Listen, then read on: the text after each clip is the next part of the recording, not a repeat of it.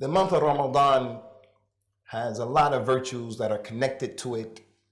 If a person wanted to give the khutbah just about the fada'il or the virtues of Ramadan, then he probably should have started giving the khutbahs before Sha'ban to talk about all of those virtues, because there's so many. You're not going to come to talk about all of the virtues of Ramadan in one khutbah, but they are many, numerous. One of the most important virtues of Ramadan and one of the most important aspects of Ramadan is an opportunity for a person to save himself from the nar of Jahannam. There's not a single person here, despite our differences in ages, despite our differences in the mustawa and the manzila that you're on in terms of your taqwa and your commitment to Islam. We're different in our sizes, our colors. There are a lot of differences amongst us. There are no two people here that are exactly alike. Even if they come from the same father and the mother, they're not exactly alike. Although that is the case, everybody here unanimously, inshallah, wants to save himself from their hellfire. Ramadan is one of the best ways to do that. The month itself, one of the virtues is to save yourself from the torment and the punishment of the hellfire. The Prophet ﷺ mentioned in an authentic hadith, إِذَا جَاءَ رَمَضَانَ فُتِحَتْ أَبْوَابُ الْجَنَّةِ وَغُلِّقَتْ أَبْوَابُ النَّارِ. If the month of Ramadan comes, the doors of Al-Jannah open. What doors? The physical doors, and also the opportunities to go to Jannah. And the doors of Al-Jannah, of the hellfire, are closed. It's an opportunity to be protected from going into the hellfire for the one who does it the right way. He mentioned sallallahu alayhi wa sallam, lillahi utaqa'u min al-nari. Lillahi utaqa'u min al-nar. Wa dhalika li kulli laylatin min Ramadan. Every single night in the month of Ramadan, from the first day to the last day, every single night, Allah Azza wa Jal will free some people from the hellfire. People who did things in their past that they may be deserving of going to the hellfire, like uquq al-walidain, disrespect to their parents, not praying and falling to kufr and shirk, so many issues. But when Ramadan comes, the first day to the last day, every single day, Allah frees individuals from the hellfire. Another proof, Ramadan is about getting away from the hellfire and out of it. From the benefits and the proofs of this benefit is what he described Ramadan as. He says, sallallahu alayhi wa sallam, as-siyam junnatun yastajinnu biha al-abdu min al-nar. Fasting, whether it's in Ramadan or outside of Ramadan, fasting is a shield that the person can protect himself from the punishment of the hellfire. That's 3 hadith clearly indicating, clearly showing one of the benefits of Ramadan is freeing yourself from the hellfire. He said, sallallahu alayhi wa sallam, man sama yawmin fi sabilillahi ba'adallahu wajhu 'ala an-nar 70 kharifa. Anyone who fasts any day in Ramadan, outside of Ramadan, anyone who fasts on any day, Allah will remove his face, his body, from the hellfire by 70 seasons. Another hadith said 100 seasons. And there are other ahadith. What's the point? One of the benefits of Ramadan is that this rukn from the arkan of Islam, this ibadah from the ibadat of Islam, from the hikmah of Allah, it is an opportunity to free yourself from the hellfire. There are many other things to consider, many other things to think about, many other things to do. But this is one of the things that should be prioritized. It's an opportunity for a hadith that we mentioned here today. But which Ramadan is that? That's the Ramadan that the individual does it the right way. Now I'm going to tell you something today, inshallah, that will enhance your ability to save yourself from the hellfire, whether it's in Ramadan or outside of Ramadan. And unfortunately, because the ummah, the nation of Muslims, we are living in a time close to the hour. As a result of that, knowledge is a little bit. Knowledge is not a lot. And as a result of that, there's a knock-on effect, and there's fitna and there's drama, because when we don't have knowledge, we don't know what we're doing. As Allah described the kuffar of Quraysh, وَمِنَ النَّاسِ مَنْ يَعْبُدُ اللَّهِ عَلَى الْحَرْفِ. There are those people, they worship Allah, and they don't know what they're doing. They don't know what they're doing at all. So you young people who are here, it is not enough that you just grow up with the name Shakil, Ahmed, Muhammad, Bilal. You have to be a Muslim with that name, Shakil, Ahmed, Muhammad, Bilal, and you know what you're doing. If you don't know what you're doing, what's the difference between you? What's the difference between them? So I'm going to tell you something today, and this is what the khutbah is about, inshallah, something to enhance your Ramadan, saving yourself from the hellfire. This issue, if you comprehend it, if you implement it, if you practice it, it will, inshallah, for the rest of your life, be a tool by which you can save yourself, and it enhances your Ramadan. Rasulullah came to his companions, salawatullahi wa salamuhu alayhi, and as he used to do often, he used to ask them questions. He said to them on this particular occasion, Ala ukhbirukum ala man tuhrimun nar. Should I not tell you people on the person? Should I not tell you people, the individual who the hellfire is haram for him? It's haram, like sharab, like all of that, gambling. The hellfire is haram. He can't go into the hellfire. Ramadan is a month, ibadah, get you out of the hellfire. He told them, you want to know the individual who the hellfire is haram for him? They say, yes, Ya Rasulullah. Who is that individual? He said, حُرِّمَتِ النَّارِ عَلَى كُلِّ حَيٍّ لَيٍّ سَهْلٍ قَرِيبٍ مِنَ النَّاسِ. The hellfire is haram for each and every individual who is easy in dealing with other people, and he's easy on his own self, and he's gentle, sahal. He's easy, sahal. He's not complicated. He's an individual, when you meet him, it's like drinking water. It's not complicated. You understand him, he understands you. Not that difficult individual who, when you meet him, he expects you to know what's in his heart. He's extremely, extraordinarily difficult to comprehend. A mother, a father who's like that, extremely difficult to comprehend. When there's a problem between you and him, it's easy to solve the problem. All we have to do is come and sit down, and I say, I'm sorry. He says, I forgive you. He says, I'm sorry. I say, I forgive you. And we keep it moving, business as usual. He's not like, he's that way. Easy. Not that individual who, when something between you and him transpires, that's it. You're his enemy, he's your enemy. Your family is his enemy, your family is enemy. No salams in the street, no love in the street. Complicated. Complicated. He said the hellfire is haram on everyone who he's easy with other people. And he used the word layyin. Layyin, hayyin. Really, if you take any Arab off the street, you say, what's the difference between these two words that the Prophet said? Hayyin, layyin. The Arab won't know because they lost their language. Hayyin, layyin. They mean the same thing. It means being easy, but one means being easy with other people, and the other means being easy on yourself. So before Salat, he used to say, Leenu bayna aydi ikhwanikum. When you straighten up the lines, Leenu bayna aydi ikhwanikum. Straighten up the lines and be gentle and easy. Don't be like that guy who he wants to implement this sunnah, but he's hard, he's rough and tough, and he's stepping on people's feet. So the hellfire is haram on the one who is gentle with others.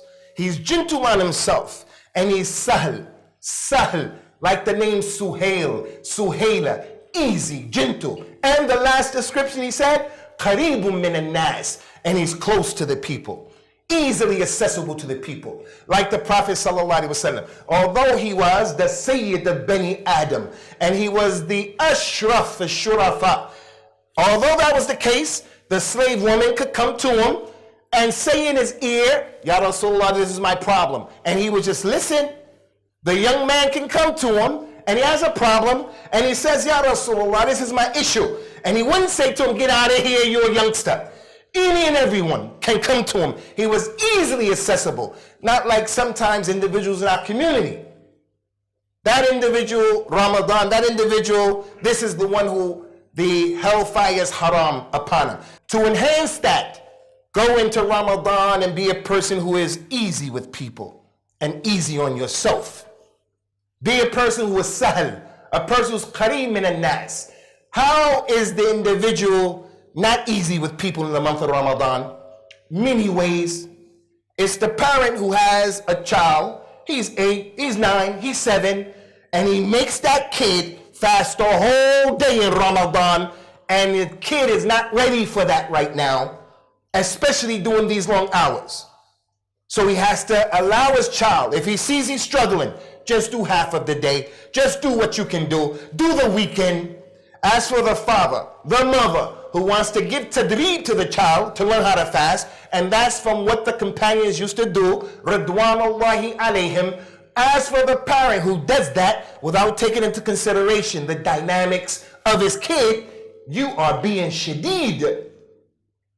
And the one who the hellfire has been created for is for those kind of people. The people mutashaddid, the people make things difficult. Rasulullah didn't even like in Islam the one who speaks in a way in which he goes overboard in trying to be articulate. He described him as the cow whose tongue is going all over the place.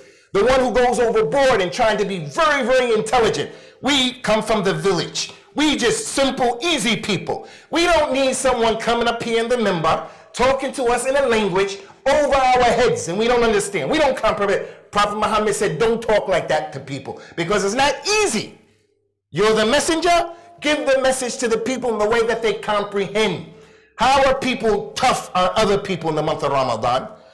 They're tough on people in the month of Ramadan in that you see Fajr comes in at 3:15, 3:20.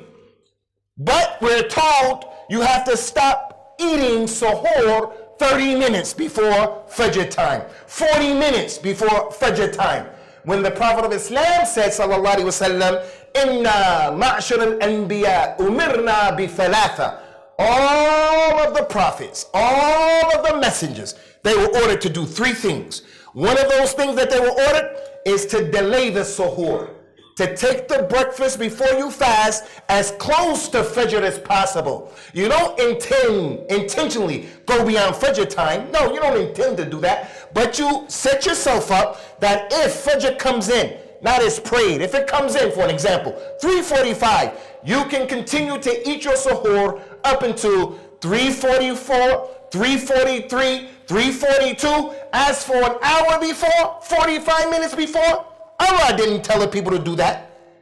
The hikmah of the suhoor is to give the people the ability to continue to fast throughout the day. There are many examples, ikhwani, of the rough and tough people who are in the cultural, ignorant way of fasting.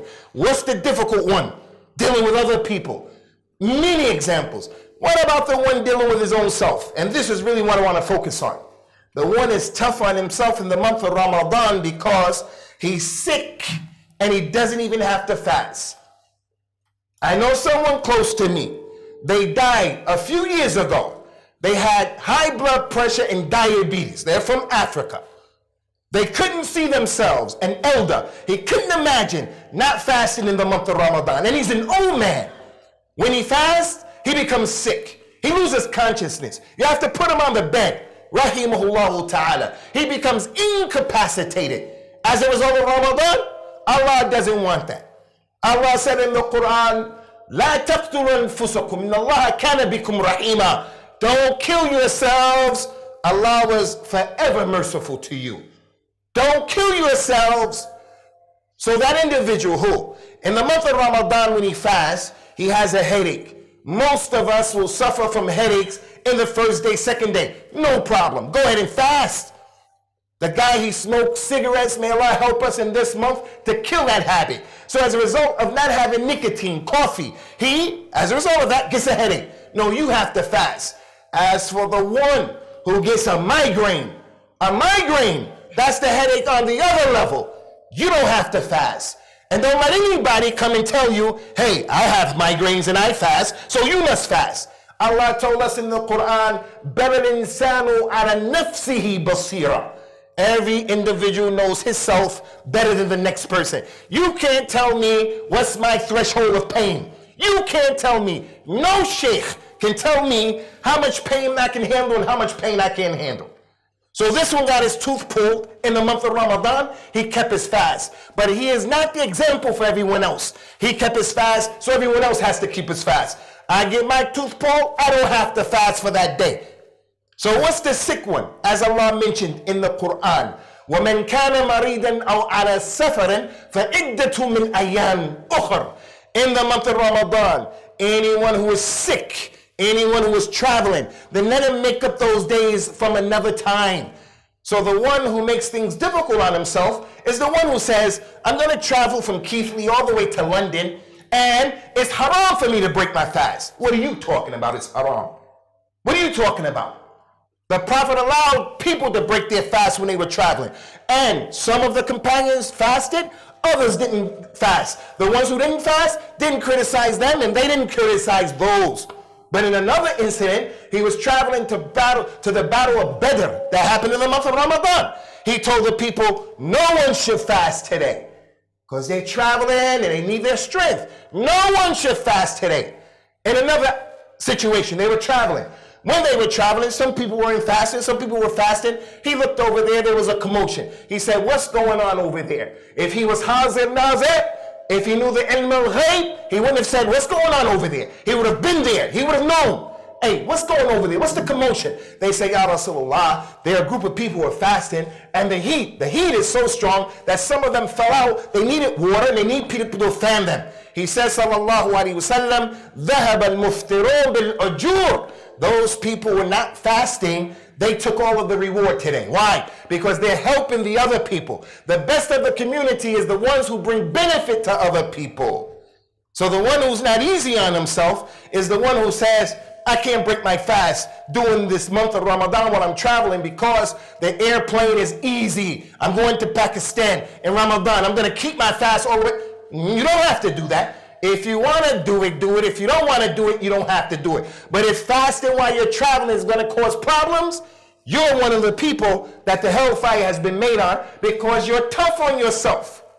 The Nabi told another man who was having difficulty traveling while fasting while traveling, لَيْسَ مِنَ الْبِرِّ الصَّوْمَ فِي السَّفَرِ. It is not righteousness that you travel, that you fast while you're traveling. Being tough, being rough in the month of Ramadan is that individual, that lady who's pregnant. She's pregnant or she's breastfeeding, pregnant or breastfeeding. And we tell her, you have to pay for someone to eat every day that you don't fast. And you have to make the fast up as well. 2 penalties? His wife is pregnant. His wife is breastfeeding. The fatwa is you have to pay for every day that you don't fast, and you have to make the fast up. But that's not what the companions did.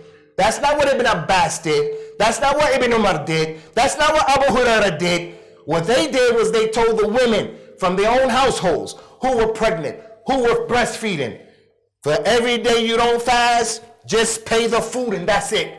You don't have to make it up. Why make the religion difficult on people? Because we don't know what we're doing. So what's the sickness that the person doesn't have to fast? If fasting is going to cause you to become sick, you don't have to fast. If you're already sick with something, diabetes, you have something, arthritis, something, and when you fast, it's going to increase that sickness, you don't have to fast.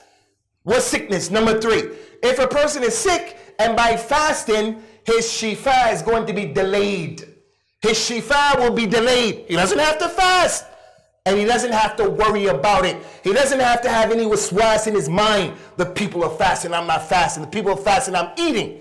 Prophet Muhammad told the people, sallallahu alaihi wasallam, At-Ta'imu Shakir bimanzilat as-Sa'imu Sabir. The one who eats food and he's thankful. The one who eats food and he's grateful, shakir for the food. He's in the same level as the one who fasts and the one who has sabr. So, akhwani fillahi, we're living in a time right now, people are unnecessarily rough and tough on themselves and on other people. And what else can we say is the natija of Boko Haram in Africa, Al-Qaeda around the world, ISIS around the world, Al-Shabaab in Somalia? What else does that come from? It just comes from people being rough and tough. Although many ayat, look, those ayat in the Quran about fasting. Kutiba alaykum siyam. All of those ayat. And then the ayat ends by Allah mentioning, Yuridu Allahu bikum al-yusr, wa la yuridu bikum al-usr. Allah wants ease for you, and He doesn't want difficulty for you. That's concerning the ayahs of fasting. Allah wants ease for you, and He doesn't want to make things difficult for you. He said in our Quran, in this religion, وَمَا جَعَلَ اللَّهُ عَلَيْكُمْ فِي الدِّينِ مِنْ حَرَجٍ مِلَّةَ أَبِيكُمْ إِبْرَاهِيمَ. Allah hasn't made anything difficult on you in your religion. This is the millah of Ibrahim. There are many ayat that go to show Islam is an easy religion to practice. Islam is a simple religion to practice. Not like Christianity. It's complicated. The whole idea, 3 gods equal 1 and 1 equals 3, that's difficult. Islam says no, simple, 1 God. وَلَوْ كَانَ فِيهِمَا آلِهَةٌ إِلَّا اللَّهُ لَفَسِدَتَا. If there were more than 1 God in the heavens and the earth, then the heavens and the earth would have become corrupted, because it's complicated. Islam is easy. 5 prayers a day. Very quickly they're done. 5 equals 50. The zakat, all you have to do is give 2.5% of your money. If you don't have the money, you don't even have to give it. Hajj is easy. Which Hajj you want to make? I want to make an Iqran. I want to make a Tamattu. I want to make the one that's easy for me. And then when you're doing Hajj, you can do this, you can combine, you can shorten. The whole religion is easy. But we come and we make it hard. Ramadan is easy for the one who knows what he's doing. Allah Azza wa Jal mentioned those ayat, لَا يُكَلِّفُ اللَّهُ نَفْسًا إِلَّا وُسْعَهَا. Allah doesn't burden you beyond your scope, beyond your ability. فَاتَّقُوا اللَّهَ مَا اسْتَطَعْتُمْ. Fear Allah the best that you can. Don't go overboard. Prophet Muhammad described al-Islam. He sallallahu alayhi wa sallam said al-Islam about this deen, إِنَّ هَذَا الدِّينَ يُسْرٌ وَلَنْ يَشَادَ الدِّينَ أَحَدٌ إِلَّا غَلَبَ.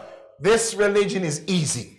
Anyone who tries to go overboard in it and do everything, he will be overwhelmed, he will be overpowered. He would tell his companions that he wants to sing to the people to give da'wah to Allah. The brand spanking new Muslim comes to our masjid. He never saw Ramadan in his life. Brand spanking new, like a baby. This is first Ramadan. Maybe he'll accept Islam in the month of Ramadan, and we become rough and tough. You must fast. He's a Muslim, he should fast, he should pray. But we're going to look at his situation. Did you know from the ease of Islam that in al-Islam, fasting wasn't wajib immediately? It was up to you. If you want to fast, you fast. If you don't want to fast, you give sadaqah. That's it.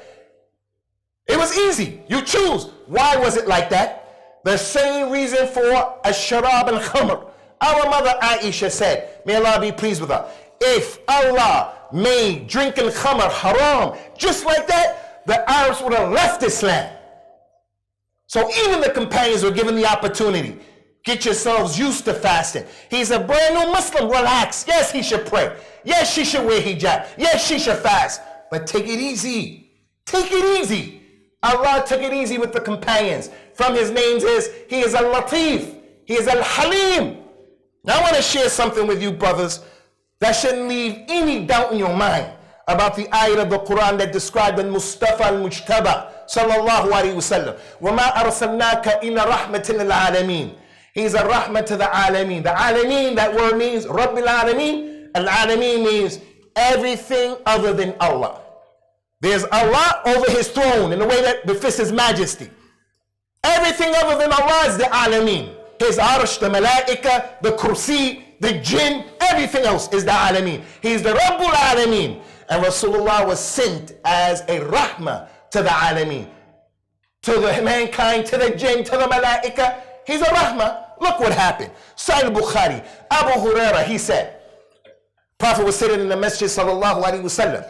A man came, and in front of all of the people he said, Halaktu ya Rasulullah, I have destroyed, I'm destroyed, ya Rasulullah, I'm destroyed. Rasulullah said, Wama ahlakak, what destroyed you? The man said, I had relationships with my wife during the day hours of Ramadan. If you go to the book by the Imam At-Thahabi, a book that every Muslim who's worth his weight in salt should know about that book. The major sins, Kitab al-Kaba'ir. One of the Kaba'ir that he mentions, breaking the fast of Ramadan without an excuse. That's one of the biggest musibas in Islam. That's one of the big ones right there. Someone breaking his fast, someone not fasting in the month of Ramadan. Big mushkila. That man said, Ya Rasulullah, I have relationships with my wife. Rasulullah sallallahu alaihi wasallam told him the penalty. He said, okay, do you have a slave that you can free? Because if you break your fast, you have to free a slave. The man said, I don't have a slave. He said, can you fast 2 months consecutively, 60 days, if the month is 30-30? And if you start fasting 7 days and then you miss the 8th one, you got to start all over. If you start fasting for breaking the fast in the daytime and then you made a month and 3 days, you miss the next day, you got to start all over. Can you fast 60 days straight? The man said, I can't do that. I can't do that. You can't tell me because you got a toothache and you fasted, I can fast. That man is saying what he can do. I can't do that, Ya Rasulullah. I can't fast 60 days. He said, do you have the ability to feed 60 people since you can't fast 60 days? You made the penalty. Do you have the ability? He said, I can't feed 60 people. I'm poor. He said, go sit over there. Go relax yourself. He sat in the masjid. Things were happening. A man came to give sadaqah in the month of Ramadan. If a person doesn't increase his sadaqah in the month of Ramadan, he's not doing the Ramadan of the Sunnah. I don't say that your fast is batil, but sadaqah increases in the month of Ramadan. Reading the Quran increases. Salah increases. We don't have the time to deal with that. If it doesn't happen with you, you're not doing the proper fast of the Sunnah. Someone came. Here's some dates, Ya Rasulullah, a bucket of dates. Fi sabilillah. Rasulullah took it. He said, hey, you, come. He said, take this food, take this dates, take them, and go give them to 60 people. Rasulullah is helping him for his penalty, his mistake. His Muslim brother is helping him for his penalty, his mistake. Take the food and go give it to 60 people. The man said, Ya Rasulullah, laysa fiha, laysa bayna labiteha afqaru minni. There's no one in this city of Medina, no one in Keithley, no one in this area is poorer than me and my family. What I look like taking these dates to give it to people, and I'm poorer than all of them. I need it more than them. Rasulullah smiled and he said, then take it, it's yours. Take it, it's yours. And he was the one who made the mistake. That's the rahmah of Islam. That's the rahmah of Islam for the people who want to blow people up. That's the rahmah of Islam for the husband who's rough and tough with his wife. That's the rahmah of Islam for the elder who's rough and tough with his kids. Rasulullah's sunnah is in one valley and we are in another valley altogether. We're in another valley altogether. So take it easy and relax yourselves. أقول قولي هذا واستغفر الله لي ولكم ونسأل الله تعالى التوفيق والسداد. Someone may be sitting in the audience and they say, hey Abu, aren't you contradicting yourself? You're telling us that Islam is easy, Ramadan is easy, but you're up there screaming in our ears, but you look rough and tough. Isn't that a bit a contradiction? The ease of Islam is not based upon your interpretation and my interpretation, or the interpretation of Amr, Bakr, and Zayd.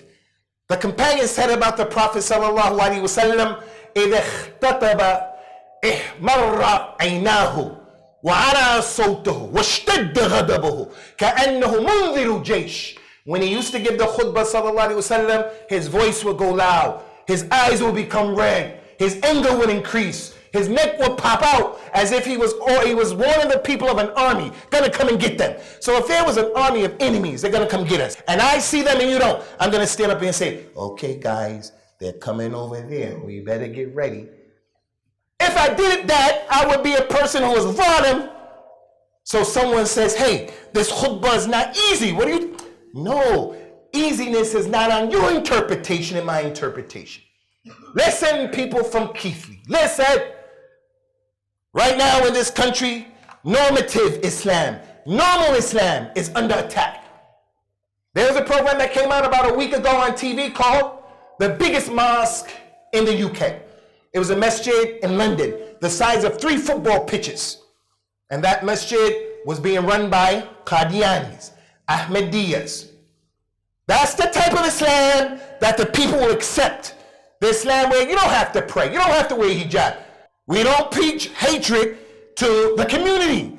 be nasty. No. But we have to take positions against people. Ease. It's not interpreted by you and me, defined by you and me. There's an organization, I'm going to tell you the name. It's called Quilliam Foundation. People like that, beware and be careful of taking your instruction and your direction from people like that. Quilliam Foundation. People come up with crazy statements. And we ask Allah at-thabat, because you never know. You never know. Ramadan can be a cause that a person will leave Islam if Allah doesn't give him thabat. His wife can cause him to leave Islam. His job can cause him to leave Islam. His friends leave Islam if Allah doesn't give him thabat. So Allah's Prophet used to make sajda and he used to say, Allahumma ya muqallib al-qulub thabbit qalbi ala dinik. He used to say that. What about us? Ad-Dajjal will cause people to lose Islam. Individual from Quilliam Foundation used to be an individual. His father's a Shaikh. His grandfather is an alim from the ulama of Islam, from where you come from. All this monkey business. Boy talked around and said Adam came from monkeys. That's not what I'm talking about. Last year, because of the long hours, he said Islam is easy. These hours are too long. We're fasting 18 hours, 17 hours. So what we should do is, we should only fast 15 hours, 14, 13 hours, and then the rest of the day we can eat, although the sun is in the sky. Because Abu Usamah said Islam is easy. So when I tell you here Islam is easy, don't get it twisted. Don't you become, and Ramadan comes to you, and you're watching TV, wasting your time, telling your wife, Abu Usamah said Islam is easy. She doesn't pray, you don't pray. Abu Usamah said Islam is easy. La. Islam is the month of actions and working. I told you the battle of Badr was in the month of Ramadan. That hadith, whoever sleeps in Ramadan is ibadah, that's fabricated. The month of Ramadan is the month of jihad. Jihad the nafs, jihad the nafs. You have to come to the masjid and pray more. You have to give sadaqah more. You have to give more food. You have to make more efforts. You got to do tarawih. You got to do more dua. You got to do more. But do more according to your ability. According to your ability. Take care of yourselves and be easy and gentle with yourselves for the rest of your lives. Should I not tell you the one who the hellfire is haram on him? The hellfire is haram on the one who is gentle on others, gentle with himself. Gentle on others, gentle with himself. And he's sahl, easy, and he's close to the people. May Allah Azza wa Jal establish our feet firmly upon the Kitab and the Sunnah. And may not allow us to die except as people of a Tawheed. And may He make us of the Ansar of the Sunnah and Muhammadiyah. And may Allah Ta'ala give khair to this community, inshallah, and make this Ramadan a successful one.